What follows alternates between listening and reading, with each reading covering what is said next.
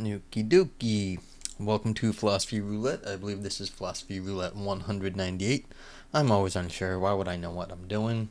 Where we read and review philosophy live on air. I had a request for some Deleuze and possibly Baudrillard, so I'm going to be doing some more continental philosophy today.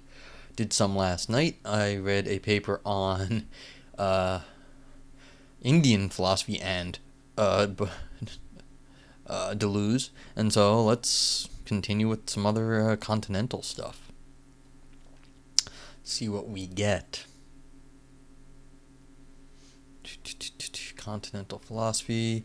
I don't think there's a Baudrillard section here, but there is a Deleuze section, so I can just click on Deleuze. Oh, and what I might do, where is Deleuze? Did I go right by him? Get confused with Derrida. Like how Jacques Derrida has a million different subcategories.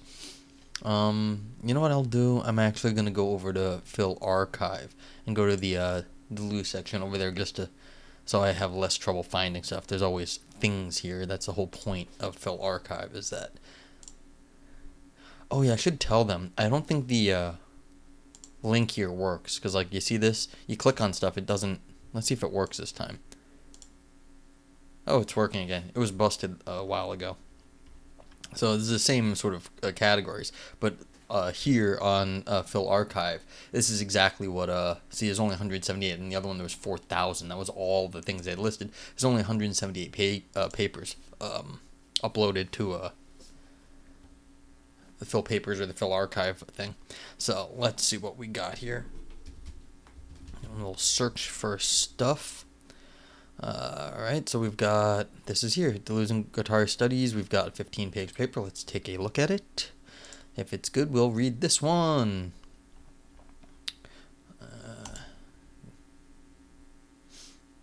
16 pages, single. Alright, so this is a possibility. Let's see what else we got.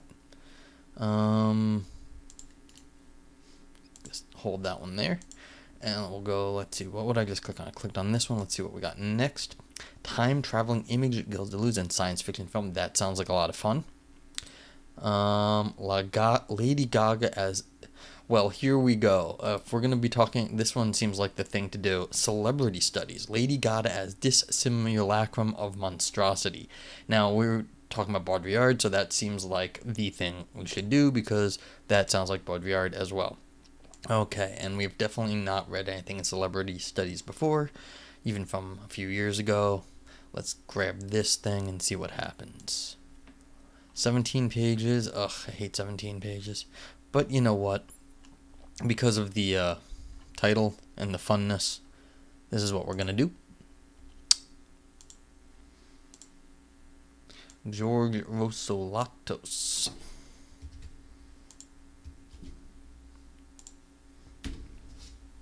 Alrighty. Let's go to the Phil Paper page real quick.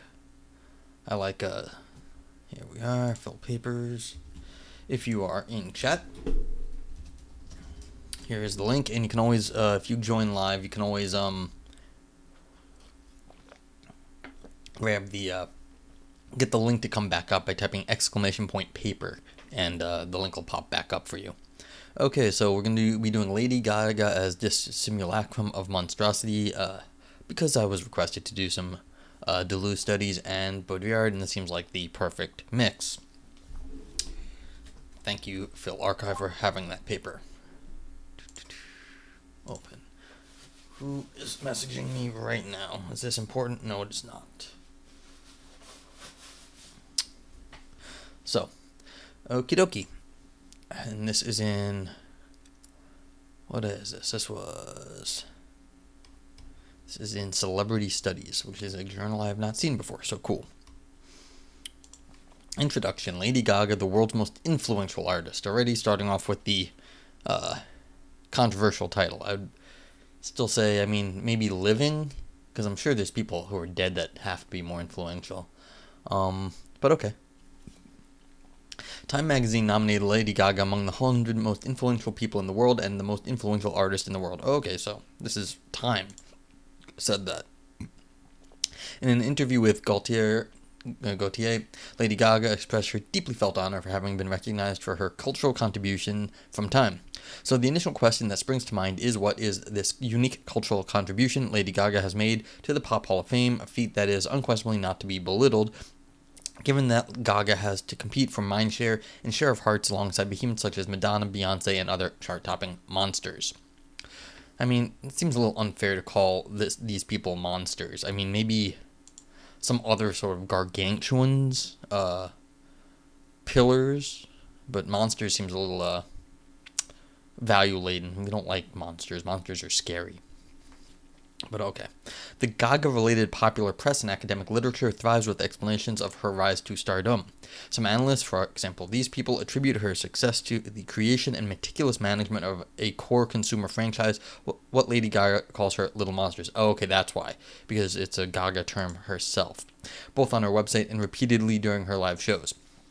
Others attribute her success to various key performance indicators, such as the creation of a virtual network of trusted associates, House of Gaga, on various fields of music production and marketing expertise, a sort of goldmine of human resources that she leverages in order to fuel her artistic engine, the implementation of a balanced offline-online sales promotion mix, or even her sheer entrepreneurial mindset, which has been praised by her biographers and columnists alike. In this paper, I draw on a different interpretive avenue that seeks to distill the ideological, so to speak, vein of Lady Gaga, namely the creation and active promotion of a culture of monstrosity. By drawing on Deleuze and Guattari's principles of a sign system, as formulated in A Thousand Plateaus, on the multimodal imagery that is employed in Lady Gaga's live shows, and specifically on two successful in terms of audience participation that is sold out, live shows from the Monster Ball and Born This Way Ball tours, on a seminal interview she gave to the famous designer Jean-Paul Gaultier, on communications that are deployed on Gaga's official fan website, and on various biographical sources, I immerse myself into Gaga's universe with a view to unlocking the mysteries of cultural monstrosity. The offered analysis aims at contributing to the extant literature on Lady Gaga by contextualizing her proclaimed monstrous artistic identity within a wider culturological framework informed by Deleuze and Guattari's semiotic theory in general and their conceptualization of monstrosity in particular, while exploring the question and providing tentative answers as to whether Gaga's monstrosity is that monstrous after all. Is Lady Gaga, the mother monster, really monstrous? This is reminding me of like that Alien movie where what's her name is like the mother of the monster. It's one of the more recent Alien franchise ones with geez, I'm blanking on everyone's names, I'm sorry. My apologies, but continuing. This paper has been boiling for almost a year now in a mix in between extensive and most diverse literature reviews in an attempt to identify the optimum entry point to the Charmeunetic circle of Lady Gaga. I've ventured into all sorts of remotely related territories prior to settling on the Deleuzian and Guattarian concept of monstrosity. This concept was deemed to be most pertinent to the understanding the ideology of Gagaism, or rather for demonstrating what would amount to a truly monstrous ideology, or more pithily, culturological paradigm. I must admit that initially I approached this interpretive undertaking with utmost reluctance, if not agonizing skepticism. But the more I immersed myself into the Gaga phenomenon, including signing up to the Little Monsters fan club and reading the regular updates that members have the privilege of receiving for about a year, the more it became clear that DNG's approach to monstrosity is a particularly relevant interpretive blueprint, as will be shown throughout this paper. Okay, if anyone out there watching has a question, please let me know, but this is my first time reading it too. Gaga's artistic vision is edified on the concept of monstrosity. Her most concise manifesto, I wonder if he links to it, but anyway, that is almost religiously replayed in her live shows, is addressed to her Little Monsters. Her official fan club website is called littlemonsters.com. Her identity is performatively projected onto her audience in live shows through the constant employment of utterances that are prefaced with the phrase, "My Little Monsters," while transposing the mirror of cultural production from artist to audience. Indicatively, I am citing one post that was said by Gaga on littlemonsters.com soon after having undergone an operation. "Monsters, you really gave me a lot of strength today. Everything happened so fast, but when it came to face it, I reflected on the many stories and experiences you've shared with me about your lives. Meeting you backstage, reading your letters, watching you communicate with fans from around the globe to form a community that supports one another, you have completely blown my mind. As they wheeled me into surgery today, I thought about all your pain and perseverance, your unique family situations, school environments, health issues, homelessness, identity struggles. Sometimes you are so brave that it terrifies me.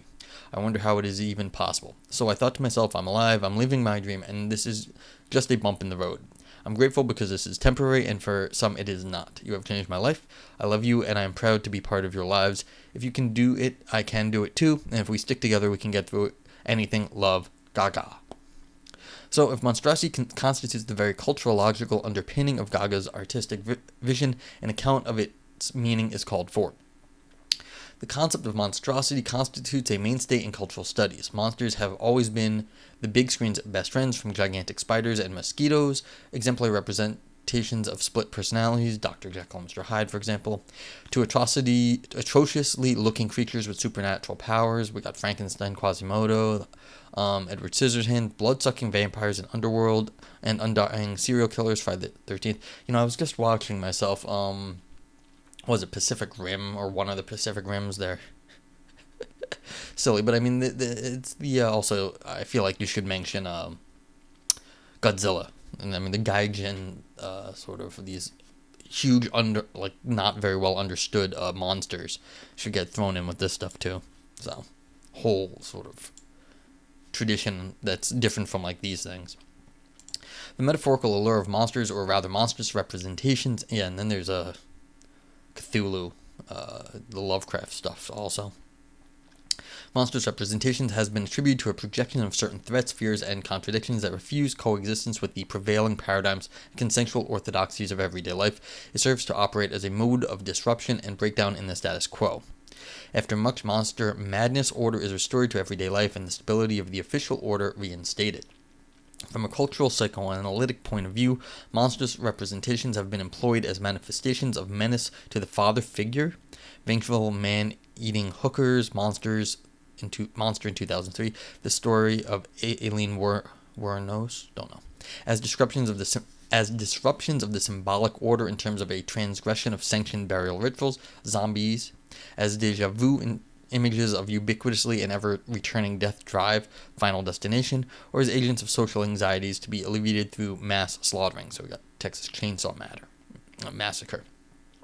This anxiety manifests itself symptomatically as a cultural fascination with monsters, a fixation that is born of the twin desire to name that which is difficult to apprehend and to domesticate that which threatens. In common parlance, someone is called a monster due to the display of outrageously deviant behavior that may or may not involve criminal acts. Hence, a monstrous personality is likely to evince traits that are either ethically or legally or both frowned upon. The semantic nucleus of monstrosity contains the element of excess and or transgression. The frame of reference again may be cultural norm or a clause of the penal code. Rapists are called monsters inasmuch as geniuses. There is a professional recruitment agency under the name Monster.com, but also an energy drink called Monster. Monsters have been an integral part of the popular imaginary since time immemorial, either in the form of dragons that inhabit lagoons and terrorize unwary villagers as deformed humans, Frankenstein, who have lost their humanity due to some sort of genetic and or cultural anomaly. It's kind of interesting, because, maybe there's a reason why people were scared away from lagoons. Like, because they're dangerous. Back in the day, you could fall and die very easily. And so you have to come up with something to, scare the kids away, to keep them away. So there is something definitely efficient about, or expedient about monsters. They, in some sense, may be explaining the logistical difficulty of transversing a lagoon, maybe not really worth it when explaining something to a 5-year-old, but a monster they can comprehend in some really weird way. So somehow monsters are easier, and they are than the actual explanation. Okay, the function of a monster in the setting of a certain community at its most basic is to demarcate, so that's where I was going, is to demarcate its boundaries by posing a physical behavioral limit. This consists of delimiting, I always like it when I got something right. But as I've said before in this series, these people are very, very, very smart. If you're thinking something, it's because they want you to be thinking it. Like, really. So you have to be careful. It's like you think you have a good idea, it's probably because they want you to be thinking it's a good idea. This consists of delimiting the imaginary and or symbolic contours of community while infusing the community's ethos with schematic transgression. The schema of monstrosity and its multifarious manifestations serve to propagate, most fundamentally, a same other dialectic. On the inverse, a schema of monstrosity aims at nurturing feelings of belongingness among community members of a community by pointing to instances of transgression of its ideational limits. The schema of monstrosity is stronger than the mere difference while functioning as a limit metaphor of radical alterity. If, as Masumi contends, normality is the degree zero of monstrosity, then monstrosity is a metaphorical schema that transposes us to the limit of normality. Yeah, what was it? The Cloverfield movies. I saw the first one. I think there were two. Or there's a bunch now. I mean, the real trick in all these monster movies is you never show the monster. You have to hold off, and they did a very good job. And so it's like, if normality is the degree zero of monstrosity, like you can't have the monster there. That's like the absolute limit. You have to hold off. Same thing with the lesson from, I think, Lovecraft, was that you can't actually describe the monster. Like it's so far outside of the normal that you can't describe it. But that's why this is like normality is what you can describe. The monster is outside that. So this is the community thing. It's the outside. It may be observed that at first sight, Gaga's employment of this highly abused concept does not deviate from the common vernacular, were it not for the semantic distance and differential magnitude between monstrosity and difference. Gaga repeatedly urges her audience during live shows to be themselves. She reflects herself in this maxim by praising their achievements publicly as the outcome of her monstrous personality. When Oprah asked Lady Gaga what she really wanted for her fans, she said, "I want them to free themselves. I want them to be proud of who they are. I want them to celebrate all the things that they don't like about themselves the way that I did, and to be truly happy from the inside." Well, that sounds very nice. She is far from repelled at the idea of using strong language when referring to how her actions and eccentric behavior may be perceived by the general public when she employs expressions in live shows like "I don't fucking care what they think of me," and such, like intersubstitutable attitudinal and emotive markers. Gaga offers herself as a mirror exemplar to her little monsters by going through her personal experiences in becoming mother monster, that is, in recalibrating expectations based on her climb to stardom. Once there, any eccentricity is allowed, and in the case of Gaga, such eccentricity is the norm. Yet this eccentricity is largely evinced at a stylistic rather than axiological level, or when it is evinced at an axiological level, this occurs in other than linguistic modes, mostly visual but also gestural, as well as will be shown in due course. Gaga appeared in an interview with Jean-Paul Gaultier as regretful in the light of her past drug usage, while she even pledged allegiance to traditional family values and her utmost respect to the father figure. "I care so much about what my father thinks. I am very old-fashioned Italian in this way." So where is that monstrous line of flight in Deleuze and Guattari's terms? In the above statement that affirms the legitimacy of the pinnacle of the symbolic order. So compare Zizek, the symbolic order, the big other, and enjoyment are radically incompatible. Is there anything left in Gaga's articulated discourse that is even remotely reminiscent of monstrosity? As will be shown in due course, monstrosity in the multimodal semiotic edifice of Lady Gaga is evinced in the less articulated in linguistic moments in the deployment of her artistic narrative. Hey, cinesemiotics. Semiotic mentions, it seems philosophically problematic that Lady Gaga wants her audience to like the things that they don't like about themselves if that's the only requirement. Like, what if you hate about yourself that you are addicted to a drug? Yeah, I think that's kind of the issue here. It's that this is exactly what's going on in this section. Like right up here, it's that while saying certain things about being yourself and being a monster and liking that, there's still some very, very, very, as quoted, traditional old-fashioned Italian sort of things, and so it doesn't seem to be particularly monstrous, but it seems to really be towing the line of the sort of old-fashioned conservatism, or whatever that would, I don't even know what to call that. Just, as she said, old-fashioned Italian version of the way things are. So, but I think that's where the author's going with this, so we'll find out. Yeah, see, in due course is where we're going. The relatively underexposed, right, less articulated in less terms appointment of our artistic narrative. The relatively underexposed, compared with biographical data, official videos, and lyrics, modes of multimodal textual formation of live shows present a significant opportunity for gaining access to the function of monstrosity. Also see Prieto Aran's examination of Madonna's performative aspects by recourse to semiotic concepts. It is about signs that hang together disjunctively or diabolically, in D&G's terms, merely echoing the etymology of diabolus, that is, diabalane, or a disparaging force that sets apart, that spreads conflict rather than unison, but not necessarily oppositionally. This mode of propagation of monstrosity within the semioscape of Lady Gaga is a simulacrum or self-referential discourse, furnishes a limit metaphor for the popular imaginary of a strange or fractal attractor in the losing guitar's terms. This simulacrum constitutes the center of the heterogeneous signs that make up Gaga's iconic self-sameness through stylistic excess. Nevertheless, as will be shown, this is a clear case of feigned estrangement, of the imposition of an axiological nexus that demands to be danced to rather than to be comprehended. This reading of Gaga's brand DNA does not rush to celebrate, in line with postmodern readings, openness and semiotic playfulness. It aims at tracing the hermeneutic circle of Mother Monster as dissimulacrum, that is, as a dissimulative simulacrum that posits self-referentiality, a limit metaphor for the popular imaginary. Viewed from this angle, Gaga only feeds parasitically on the limit of radical alterity in a mundane representationalist discourse. At the same time, any claim to monstrosity appear to be more adequately accommodated under a strategy of hyper-differentiation, as will be further articulated in the final section.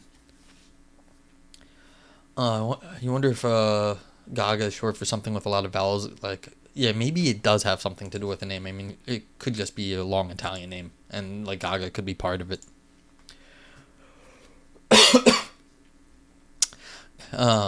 Gaga is a fake monstrosity, long live monster Gaga. Okay, so yeah, so it looks like this author has some criticisms, but in the end it still seems like Gaga is accomplishing what she sets out, but yeah. So we'll see. I'm just not entirely sure, because it seems both, like, as you were saying, semiotics, that there is a problem here, but I don't think the author is like that down on Gaga. It doesn't seem like it, at least. Gaga is fake monstrosity, long live monster Gaga. The above introductory remarks should at least point to the shaky foundations of Gaga's claim to monstrosity. How can we tell the difference between what is really monstrous and what amounts to faking monstrosity? And a little side point here. Just because we've had these claims at what monstrosity is above, that does not make them the official, or that does not make them the right account of monstrosity. Maybe Gaga has got the right understanding of monstrosity, and you can read her as a criticism of other forms of monstrosity. I don't know. I mean, that's kind of odd, but I don't actually. The whole point of monstrosity is that there is something different about it, and the other accounts may not be the, they may be subject to criticism. I'm sure they are. Okay. The key to answering this question lies in drawing as sharp a distinction as possible between schema and representation of monstrosity. By definition, the monstrous is simulacral insofar as it is an image of itself, a self-subsistent discourse that resembles nothing but itself and that depends on its iconography for its recognition. But the monstrous as simulacral may not be exhausted in its iconography. It is in excess of any iconographic inscription.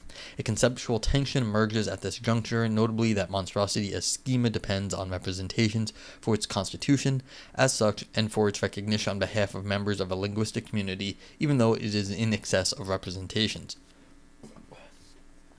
In order to effectively contextualize the notion of simulacrum in our interpretation, let us take a short detour into the concept that was popularized by Baudrillard in works such as Simulation and Simulacra and Symbolic Exchange and Death, even though it is encountered in almost all seminal post-structuralist French thinkers who have elaborated the concept in idiosyncratic ways.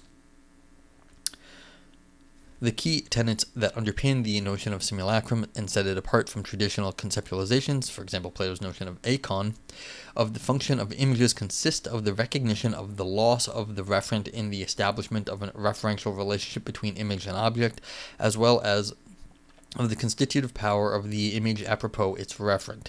The very notion of object has always been the outcome of the simulating modeling power of images, rather than a presupposition for their existence. This is kind of interesting because I've been reading a bunch of stuff, and so I read some papers on the different ways we in philosophy of language argue for how do we actually fix reference in language. And there's sort of like the causal history. Someone a long time ago called this a cup, and there's a causal history, and that's why we go back into a cup, because it goes back to the causal history. And then the other one says, well, there's some sort of something in the world that kind of brings us to calling this a cup, and so there's something natural about it. And so the idea that we can lose the referential relationship, we lose the causality, or we lose some connection to nature, might be do some sort of linguistic analysis on this. It might actually be kind of interesting. Anyway, something to keep in mind, just how do we actually fix the referent in other areas. We might be able to bring some different concepts in here. Not only is image as simulacrum a self-subsistent entity that resembles nothing but itself, but reality is the outcome of the simulating capacity of images. The territory no longer precedes the map, nor does it survive it. It is nevertheless the map that precedes the territory, procession of simulacra that engenders the territory. Whereas representation attempts to absorb simulation by interpreting it as a false representation, simulation envelops the whole edifice of representation itself as a simulacrum. Baudrillard's renowned outlook on simulation was also endorsed by Deleuze and Guattari. Simulation defies, Guattari specifies, the territorialization effects of representation and denotation. Icons do not just lead one away from themselves to their objects, rather they exhibit their objects' characteristics in themselves. Although, as Masumi remarks, Diengji did not dwell on the concept of simulacrum in one place, an argument may be reconstructed out of their dispersed reflections on the subject. The crux of the argumentation is summarized as follows. The simulacrum bears only an external and deceptive resemblance to a putative model. The process of its production, its inner dynamism, is entirely different from that of its supposed model.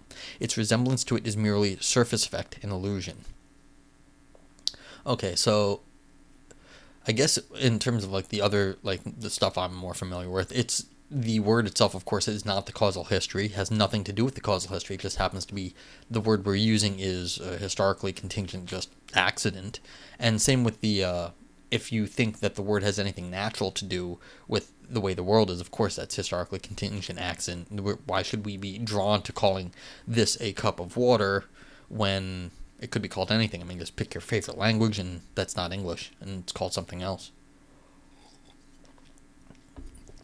I mean, different words. So, I mean, this is the question here, is this deceptive, an external and deceptive resemblance to a putative model?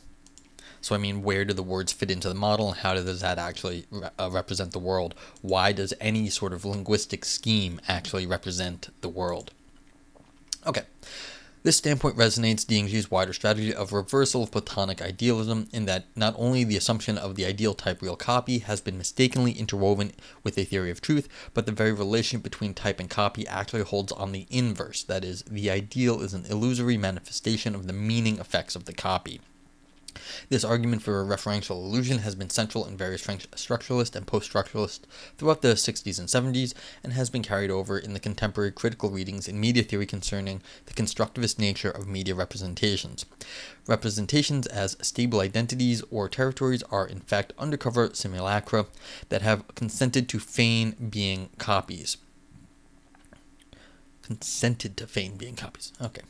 Masumi's interpretation of Diengji's agreement with the Baudrillardian theory of simulation, and at the same time, their active preoccupation with its radicalization could not be more in alignment with the central argument that is put forward in this paper, namely that monstrosity as representation is a feigned simulacrum or dissimulacrum. See also the eighth principle of the science system in the ensuing section. Okay, so I guess what is being said here, just to summarize, is that basically when we're trying to fix like the reference for just like the word cup, something simple, as opposed to a monster, I mean, however you're doing it, it's not what's out in the world, it's just some sort of contingent story that you're telling about it. But for monsters, you can't fix it, and so that's why it's some sort of a feigned simulacrum or dissimulacrum. So it's a monster is a representation you're faking because you can't represent it. It's too big to be represented, or there's something other about it being represented. And so there's a failure of reference there, but you're taking the structure of how you normally represent things, and then you're doing that in some sort of feigned way to represent something you can't be representing. Okay, so maybe. Alright, so then we're going to get to Gaga. Alright. Yet the simulacra of self-subsistent... Yeah, feel free to ask questions about this stuff. I'll try to answer if I can. Yet the simulacral, self-subsistent nature of monstrosity harbors a paradox. If monstrosity did function as a limit metaphor, it should be capable of incorporating not only what lies within its boundaries, or what is assimilable by a stable signifying center, but also what lies beyond its boundaries. Otherwise, the schema is quasi-monstrous, as it encapsulates only what is assimilable. The only way out of the partial assimilation impasse would be to constantly renew the recognizable manifestations of monstrosity.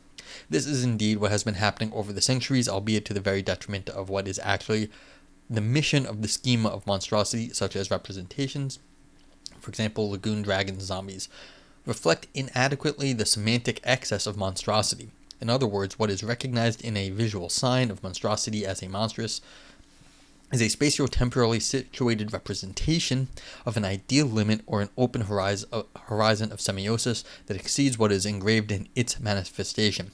The sign appropriates the horizon of unlimited semiosis as radical alterity and openness to signifying possibilities as a simulacrum of itself, and at the same time as a dissimulacrum or dissimulative feigned simulacrum. Gaga is monstrous for her community in the performance of the speech act, Be What You Want to Be, insofar as she demands of her fans to project their semiosic horizon on her as a simulacrum of infinite semiosis, albeit as a simulacrum that is, in reality, may only be evinced dissimulatively in a feigned matter as dissimulacrum. Subsequently, Lady Gaga appropriates the schema of monstrosity in her performative trajectory, while stripping it from its function as a limit metaphor of radical alterity and reinscribing it in a representationalist mode. Semi-semiotics asks, what about the etymology of a given word? Jeremy Benson, I think, said that while etymology doesn't define the current meaning but has influenced form and quality of the current word in question. Does etymology have any importance to what you said above? Yes, it depends how you are looking at stuff. Just because the causal history, like say cup, wherever it comes from, let's pick a word I actually know a little bit of the history of. So you take the word sad. Sad comes from the word sated, to be full, and so like to be sad is like sort of to feel like the heavy when you stuff yourself and you can't move and you're just like, I don't want to do anything. So that's kind of where sad comes from. But I mean, that's a historical contingent fact about ourselves. And so the etymology does sort of reflect the usage and things like that. And so that would be the simulacrum or the reflection of a bodily feeling.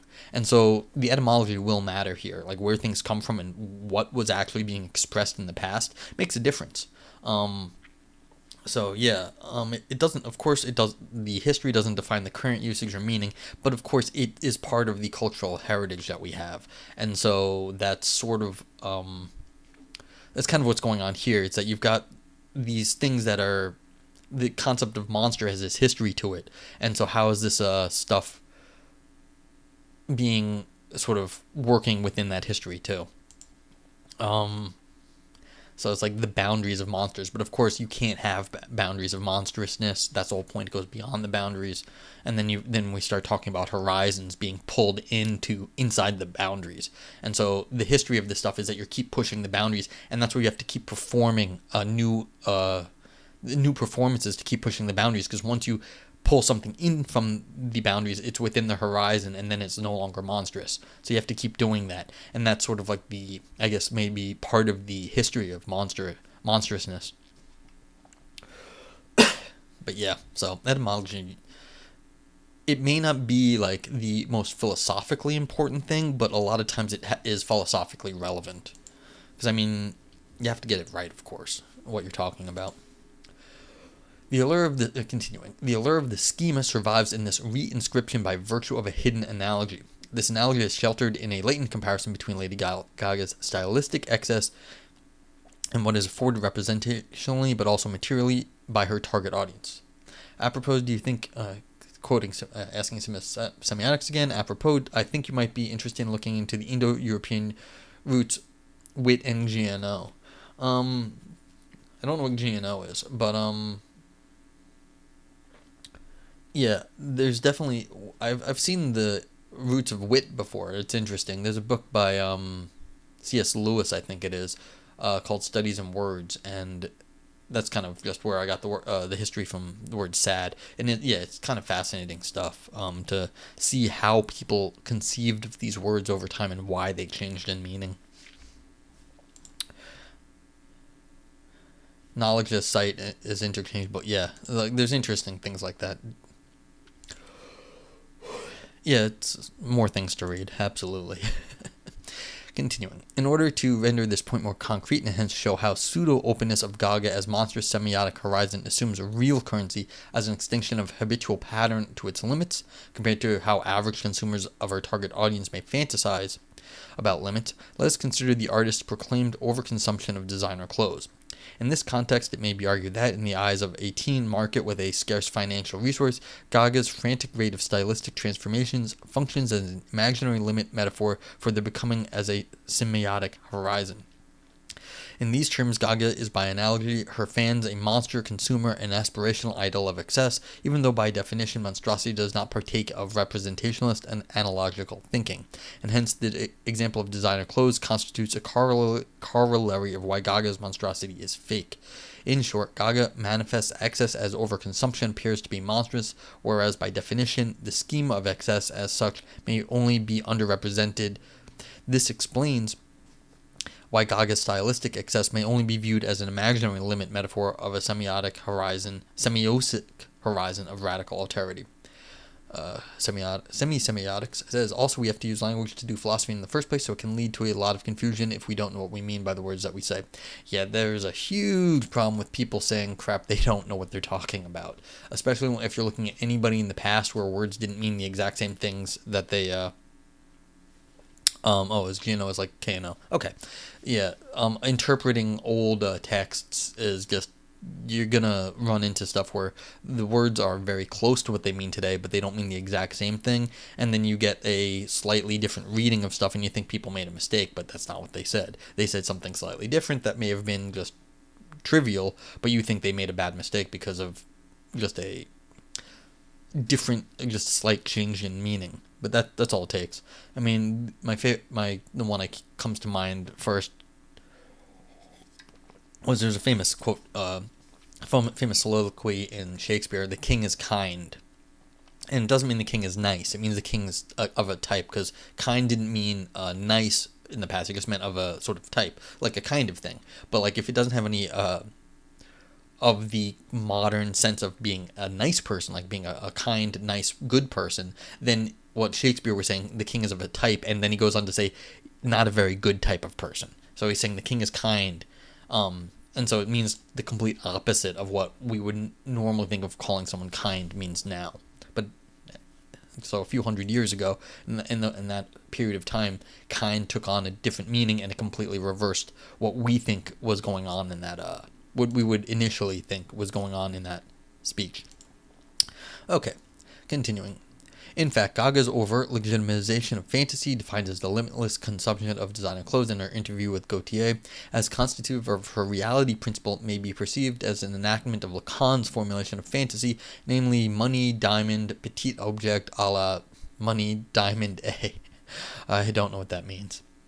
Or the fetishistic imaginary string of small other objects or partial objects in Lacanian lingo as designer clothes. In this manner, designer clothes function as inscriptions of the other side of the split subject or the other that is appropriated through fetish, albeit always already incompletely, thus rekindling the desire for consuming more designer clothes. The central term of the formula, the pognon, my note diamond, infuses the logical symbols of conjunction. I apologize for my French too. Symbols of conjunction and disjunction, indicating both inclusion and exclusion, both necessity and contingency, both implication and impossibility. The object A is the point at which the subject assumes a certain paradoxical consistency precisely by virtue of marking the impossibility of coincidence of the subject with itself. This impossibility, you get Kant actually. This impossibility relationship between desire and his object that lies at the heart of Lacanian psychoanalysis is also endorsed by Deleuze and Guattari. In Deleuze's analysis, the transcendent theory of desire comprises three moments. Desire is the mark of our lack of being, since the object of desire is transcendent.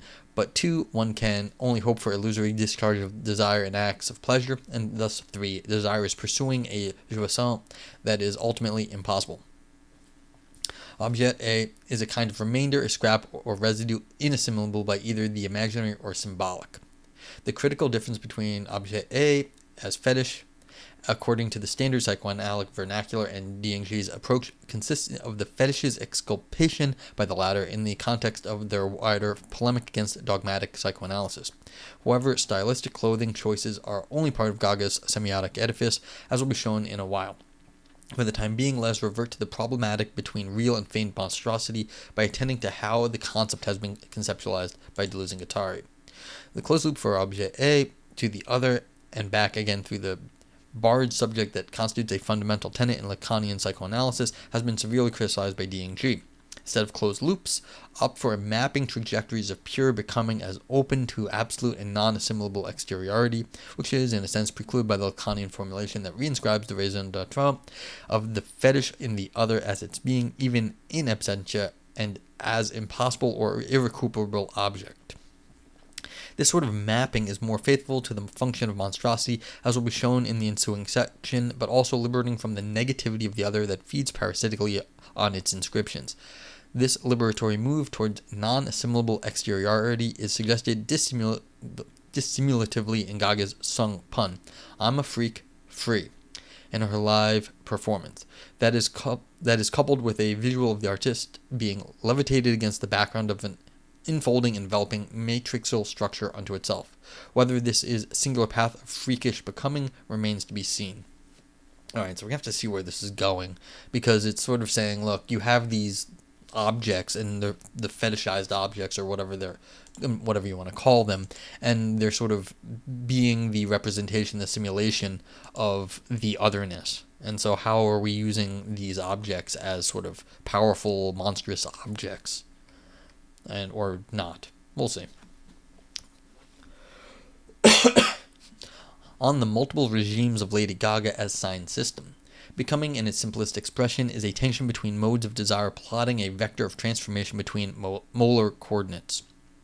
These coordinates are not given as in the spatial form of a map, and hence are not amenable to retracing what is part of a universe of knowledge. The irreducible singularity of such a desiring mechanism rests with a fusion of potential relations, or as put by Masumi, by a mutant trajectory never before traveled. Gaga's constant stylistic shifts in the form of a transformational relationship with haute couture is not intent on making a fashion statement to core that might be reinscribed in a trajectory of cyclic repetition, but to endorse hyper-differentiation in its instantiation in novel fusions. Yeah, so this is like trying to get out of this sort of whatever you are. You're trying to keep being different.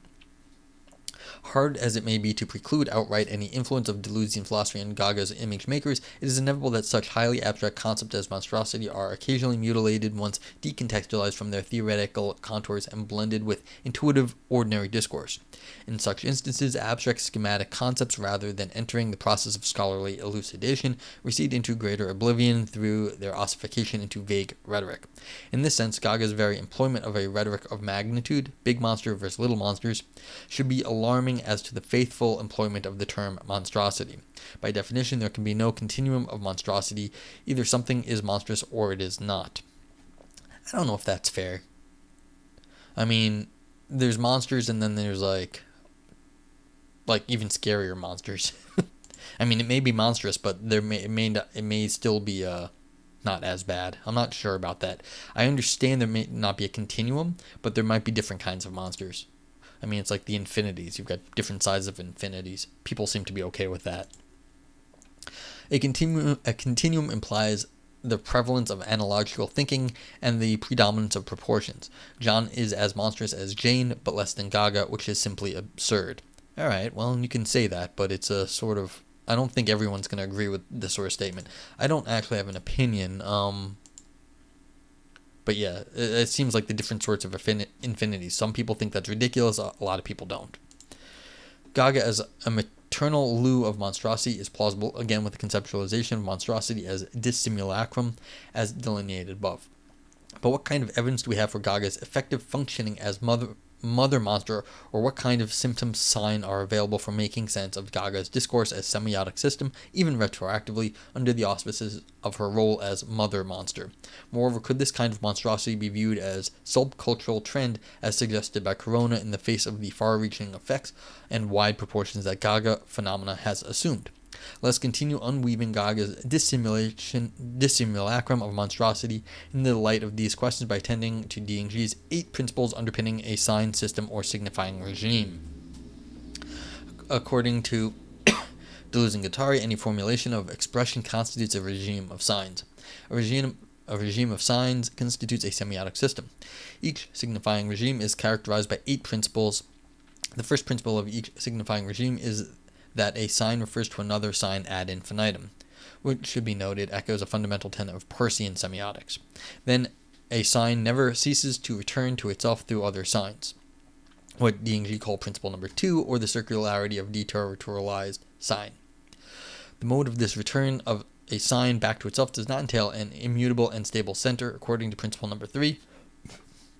The hysteria of signs, a sign constantly displaces the center at the same time as it ties into it. This displacement is brought forth interpretively, while the shifting center invests a sign signifiers with different signifieds in the process. Now, despite the fact that a sign is always in motion, during which it stabilizes provisionally in different couplings of signifieds, it remains anchored in a supreme signifier that presents itself as both lac and excess, what D&G call the despotic signifier, or the limit of the system's deterritorialization. The embodiment of the signifier is most eminently engraved in the face. Let's call that in Face Off, starring John Travolta and Nicolas Cage. That's a silly movie, but yeah, it was fun. There was a great director there too. A face-swapping operation, an operation that effectively directed the embodiment of the signifiers of good and evil, did not disrupt the sign systems that undergird the signifiers. The threat to the sign's homeostatic stability, however eccentrically the stability may be maintained, is evinced in lines of flight that exceed the signifying regime's power of deterritorialization, the principle of the scapegoat. Finally, principle 8, the signifying regime is maintained as such only in a feigned manner through its regulated interpretations as a sign returns upon itself in a circular fashion, while attempting to ensure that interpretations of lines of flight are sufficiently accommodated in shifting couplings of signifieds, without posing any threat to the omnipresence of the despotic signifier. Okay, I do not know this theory, but it seems like it's got a whole lot of things going on with it. We'll see how it shakes out here. In my view, the central principle that, based on D&G postulates, should be posited as a vantage point for unraveling an eccentrically centralized semiotic system, such as Lady Gaga's is principle number 5, namely the necessity of a supreme despotic signifier that presents itself as both lack and excess that delimits the system's deterritorialization.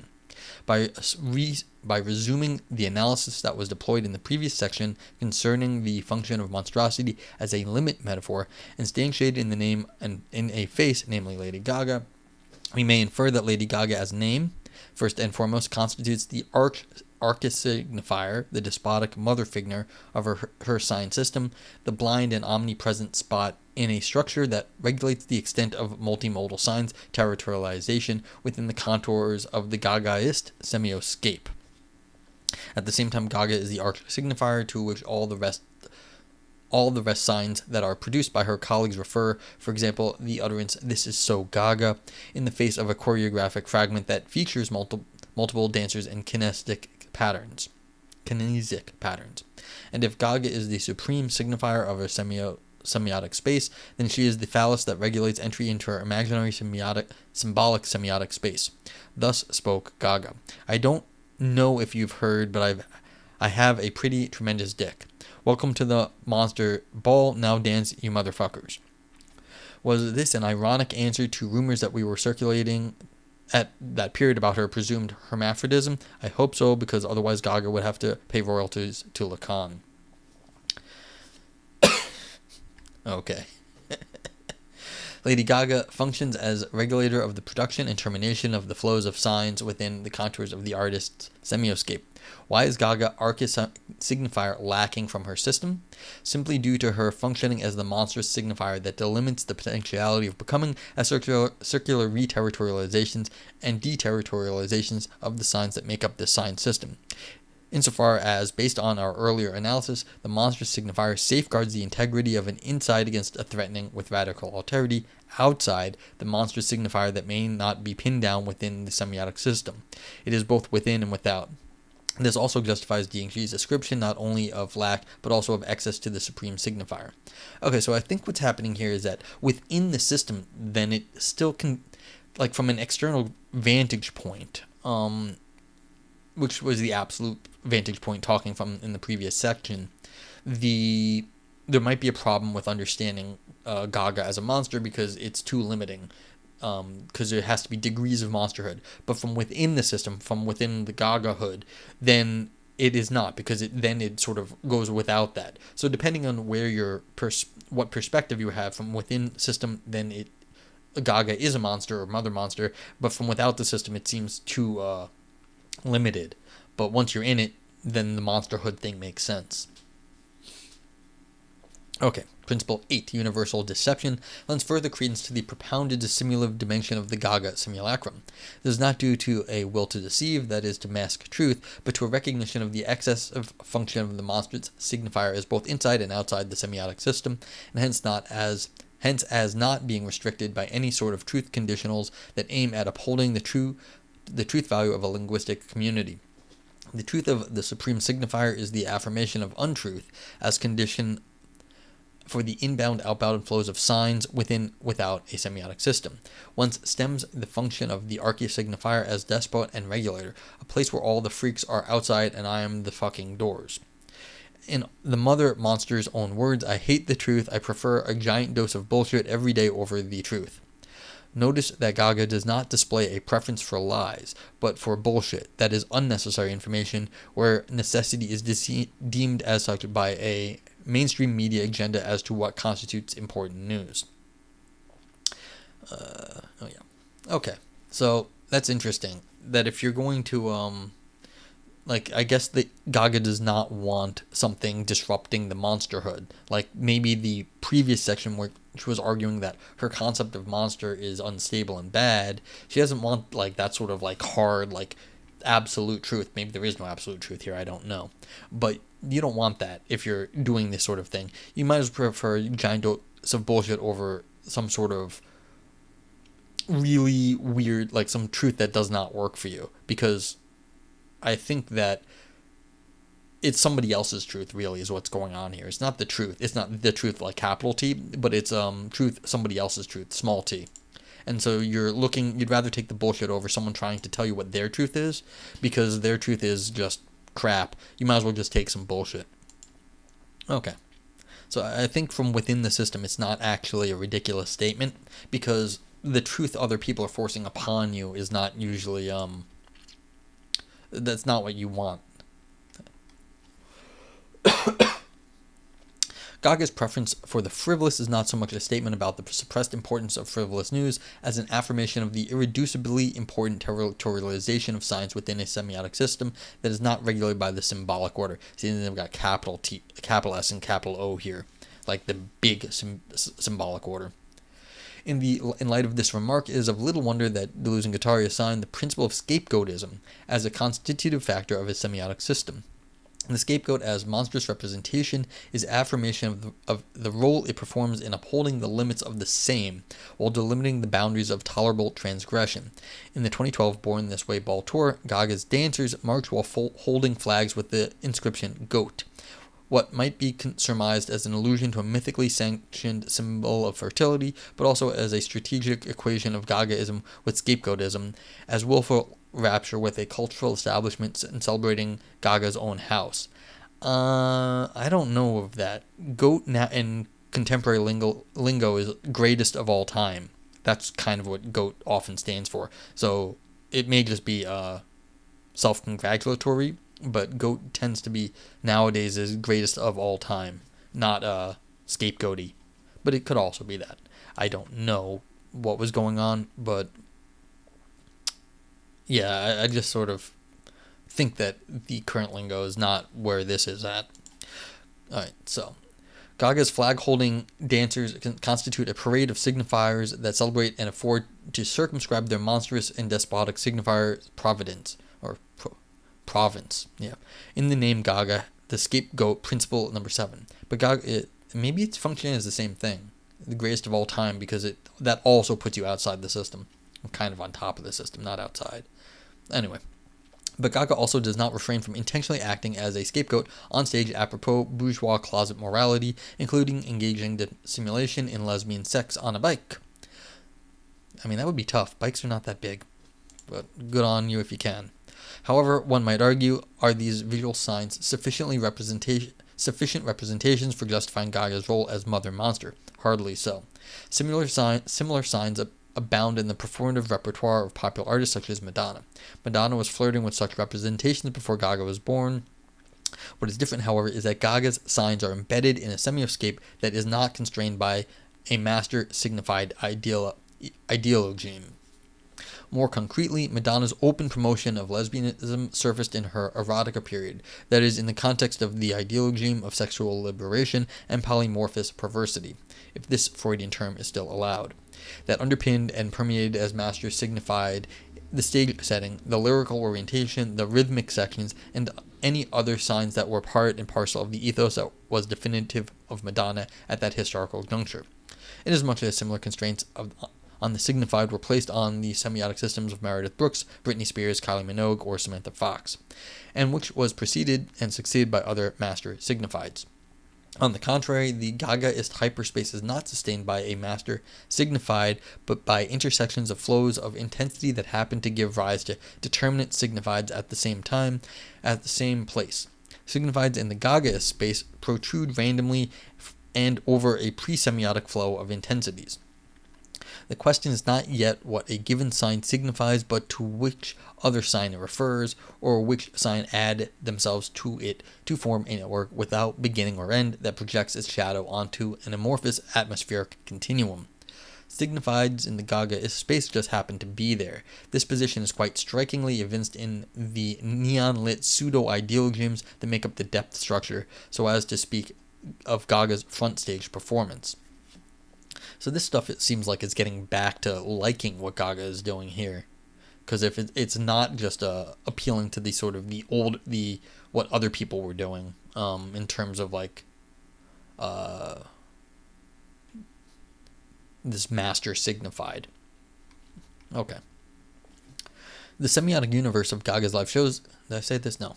The semiotic universe of Gaga's live shows is indeed perfused with signs, albeit signs that hang together disjunctively, not as parts of oppositional structures, as the case with classical structuralism, but as protrusions from a vague semantic depth that gives birth, territorializes, and death deterritorializes and reinstates a nomadic trajectory without taking into account any ideological repercussions. It's hardly arguable that the signs, liquor, and drugs on the neon-lit collage in Gaga's stage setting shelter ideologies and maxims such as drink and take drugs.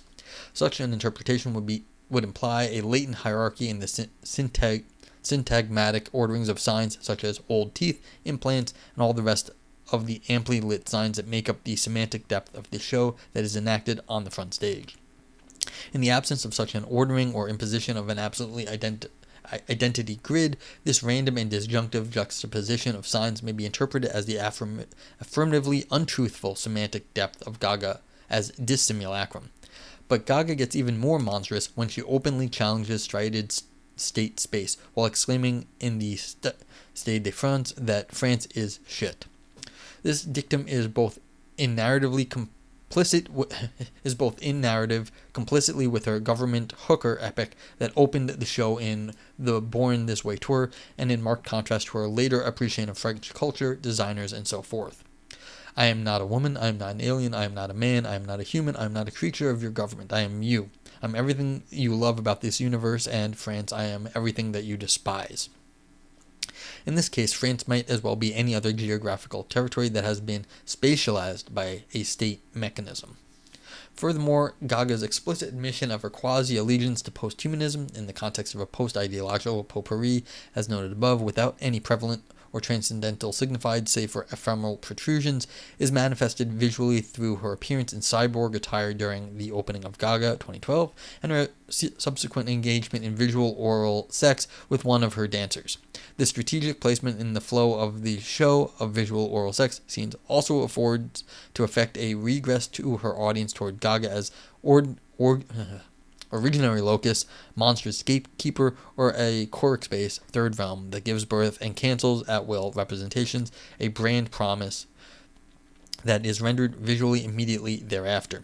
The coupling of the visual sign of Gaga as birth machine with the verbatim "I am not a prisoner, they will not define me" is a sharp corroboration of the impossibility of pinning down in concrete representations the mother monster. The monster cannot be defined, as it delimits the very definitional scope of her semioscape. Does Gaga as cyborg enhance the validity of her claim about her monstrous function within her semioscape? On the contrary, cyborgs, a by now trite representation of what would amount to being non-human, maintains as oppositional relationship with monstrosity, and hence antedates and is hypotactic to monstrosity as uber-representational schema. Gaga flirts with representations of posthumanism as territorialized and recognizable ideologies with the same ease that she transforms into a heavy metal fan in the following song.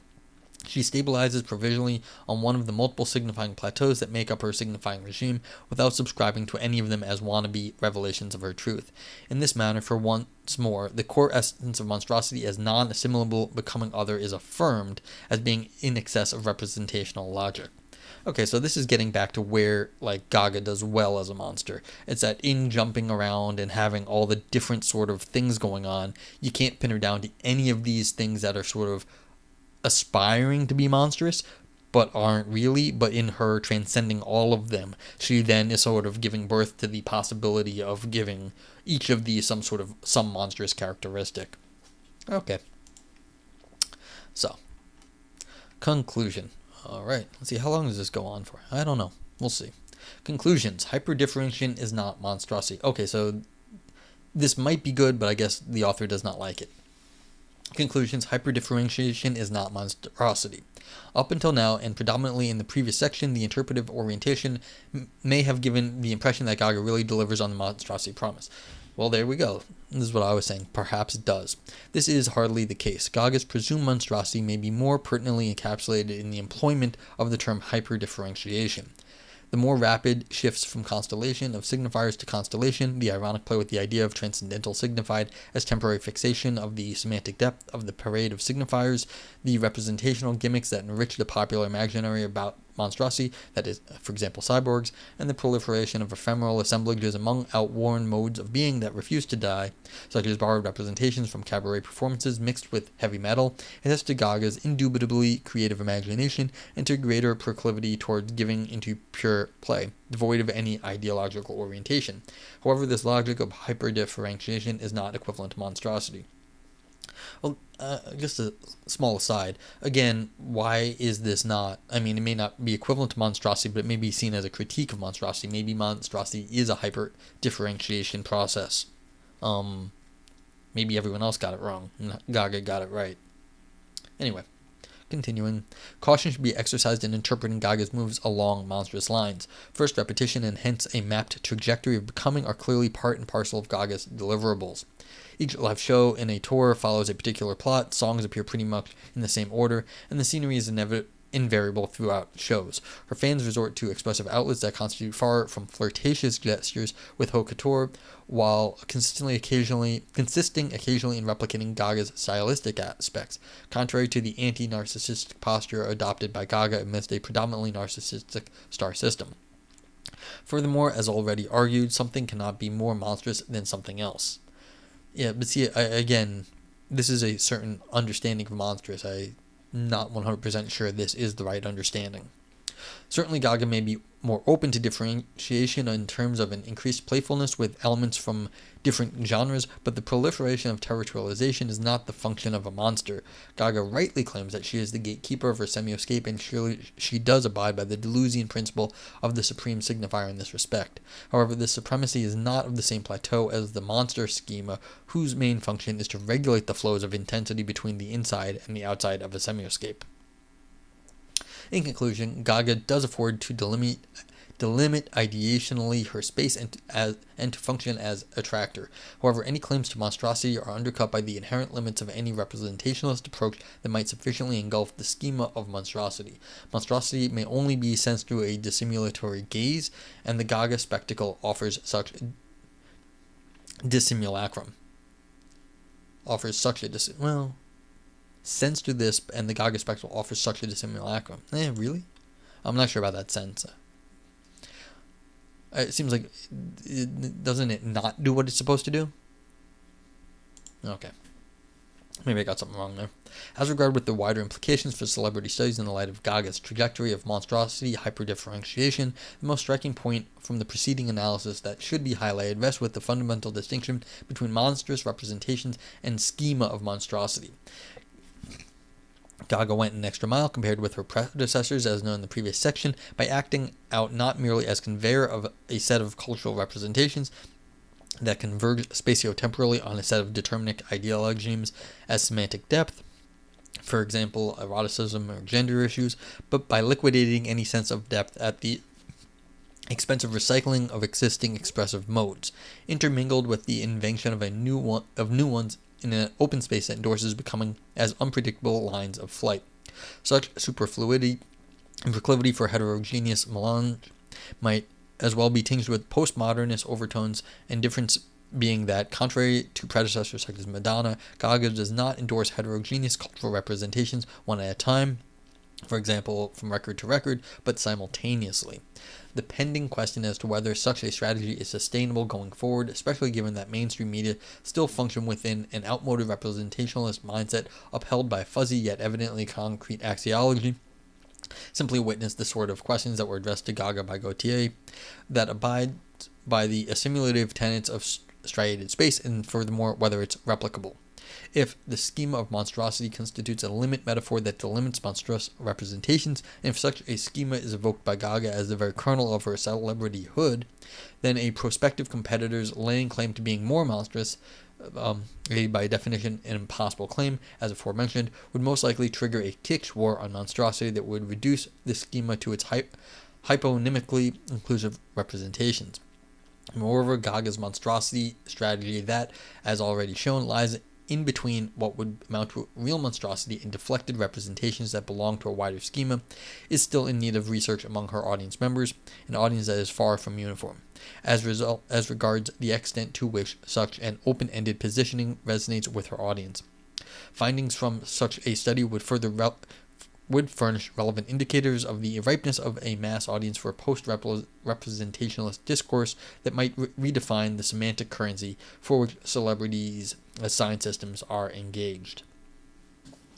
Okay, so this is, what year was this? I think this was like 2005 or something, 2004. So this is completely before the whole current political mess that the world has got itself in. This was back in the no drama Obama years, as it were. So